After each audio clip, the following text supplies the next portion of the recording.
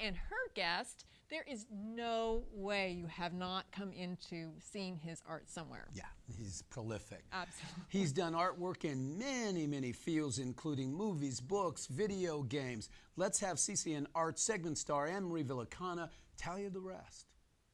Derek and Mary, I have my guest today, artist Bill Stout from Pasadena, and he is such an incredible artist. He has such a wide array of things, from books about jazz artists to comic books to fine art to theme parks at Disneyland and Universal Studios. Welcome, Bill, and I'm so glad to have you. How did you get started in the art world? Well, thanks. Happy to be here. Actually, the key to my being an artist occurred in the 5th grade. My teacher caught me drawing in class when I should have been listening. And instead of punishing me, he said, "Do you have any more drawings like this?" And the kid next to me said, "Oh, you should see it. He's got a whole book of them." So I brought a book in to show the teacher the next day. And he started to give me extracurricular assignments. He knew I was interested in medicine, so he'd say, "Bill, I think the class needs a chart of the human muscle system. Can you draw that for us?" How so I would wonderful. do that, or a human skeletal system, or cross-section of the ear. And what I didn't realize is I was teaching myself anatomy by doing this. And what a perceptive teacher. I mean, it would have been much easier for him to just punish me, but instead he brought something out of me. All in 5th grade. That is Yeah. incredible. Well, when you said that about your book, I mean, look at all these books that you Yeah. have here. It's incredible. How many books have you published? Oh, gosh, over 100. And you've illustrated all of them. Yes. And you've been very involved with comic books and movies and fine art. Yep. What Theme is park it? design, murals, T-shirt designs. And you love music. Oh, music is a huge passion of mine. Yeah, My favorite music of all time is the blues. I was going to say, you have this beautiful book, The Legends of the Blues, and this poster here. And tell us a little bit about this. What got you involved with this? 2006 was declared the Year of the Blues in America by the United States government. And my friends at Shout Factory decided to put out best of collections of different blues artists. And for the covers of the CDs, they used the trading cards, the blues trading cards that Robert Crumb had done. But there are a few people he hadn't drawn. He didn't want to do any more, so they asked if I would work in the same format. So I did that. I was having so much fun I didn't want to stop, so I made a list of everybody that Robert hadn't drawn, and I drew all those, and made a book. Well, it's a fabulous book. I mean, it has all these beautiful pictures of all these different artists, and or all the music artists, and then there's a CD in the back, Right. which is Yeah. really wonderful that you've done that. So Yeah. tell us a little bit about, you've done comics, and you're a big supporter of Comic-Con and Oh, yeah. attending these. Want I'm to tell one us of about the that? one of the few people that's been to every single Comic-Con. I was a guest at the very first one. I was still in art school, and a kid who was one of the organizers of the show saw me working at Disneyland. I was doing watercolor portraits at Disneyland to put myself through art school. And he asked me if I'd like to be a guest at a comic convention in San Diego, and that was the very first one. It's incredible. And you've worked at theme parks at Disneyland and Universal Studios. Tell us about that.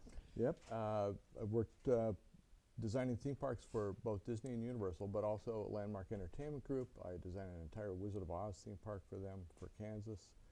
Steven Spielberg hired me to design a series of clubs called GameWorks, which was a joint venture between DreamWorks, Universal, and Sega. Now, are those video games that you were doing? Or? Those were video game arcades. And when he called me, I said, "Steven, you got the wrong guy. I would never go into a video arcade. I have no interest in that whatsoever." He said, "That's exactly why I'm calling you. I want you to design a place that you'd be comfortable in, that your wife would be comfortable in, and that girls would be comfortable in." How interesting. So he wanted adults, smart adults, He and wanted to girls. bring people together. How And fabulous. He saw society fragmenting itself, and he thought this was a good way to bring folks together. And a lot of your work is very fantasy related, and I notice a lot of people say that you are a fantasy and a dinosaur paleontologist. Yeah. Tell us about that. What does Sure. that interest you? I was 3 years old. My parents took me to see my very first movie. It was the original 1933 King Kong. Great film. And I think it did damage at a genetic level. I've never been the same. It's been dinosaurs, dinosaurs, dinosaurs ever since. It's still my favorite movie of all time. King Kong. Yes. Well, it's really spectacular. So maybe you tell us a little bit. Even you have this painting here that you said you did in Antarctica. Yes. So will you tell us a little bit about I that? like It's to beautiful. have adventures around the world, and one year I decided I would go to Antarctica. So I went down as a tourist, and I wasn't prepared for how spectacular the place was. And I thought, I have to do something to help preserve it for my kids and grandkids when I get back. And so I came up with the idea of doing a one-man show depicting the diversity of wildlife that has existed in Antarctica from prehistoric times to the present time. That led to my getting a grant from the National Science Foundation to go back to Antarctica a few times, and I got to do scuba dives under the ice, camped out in the dry valleys. I climbed to the top of volcano Erebus and was able to look down in the crater and see lakes of lava. Spectacular trip. It was amazing. And this is one of the field studies I did on that trip. I ended up doing about 120 of these. Oh, it's just lovely. And this one says it's on Humble Island back in '93. Yeah. So really impressive. And so what good projects are you working on right now? Oh gosh, I'm getting ready for Comic-Con. Okay. That's a many-month preparatory period of getting things ready to sell and to present and publishing new books. So I'm excited about that. I'm working on my big, huge career retrospective book, which will be coming out next year in 2018. That's coming out from Insight Editions. I've got 2 more blues books I want to do. Next one's Legends of the British Blues. It's already written. I've already done the drawings.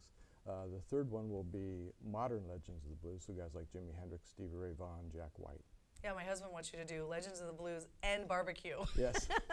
So also you have this great thing about these cards. Yeah, in 1992, Comic Images, they came up with this great idea. They said, well, who says that just football players and baseball players get to have trading cards? How about artists?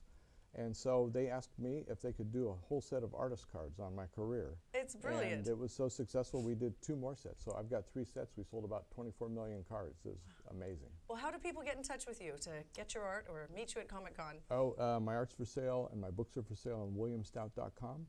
williamstout.com. Well, Derek and Mary, everyone, this is such a great panoply of so many artistic things. I hope you really enjoy it. Back to you, Derek and Mary. Thanks, Anne-Marie. That's it for now. Thanks to Dick Price, Marianne Marino, Anne-Marie Villicana, and her incredible guest, Bill Stout. Absolutely. We also want to thank the CCN Sunrise crew and the entire Crown City Network team. And of course, we want to thank our sponsors, including Foothill Transit, Financial, East San Gabriel Valley ROP, Color Dots, the Smile Agency, Ingot Global Consultants, and San Gabriel Valley Economic Partnership for making the show possible. Yeah, and don't forget to join us on CrownCityNews.com, Crown City News YouTube page, our CCN Sunrise Twitter and Facebook pages, and KVMD Saturdays at 6, Sundays at 5 a.m. We'll see you then.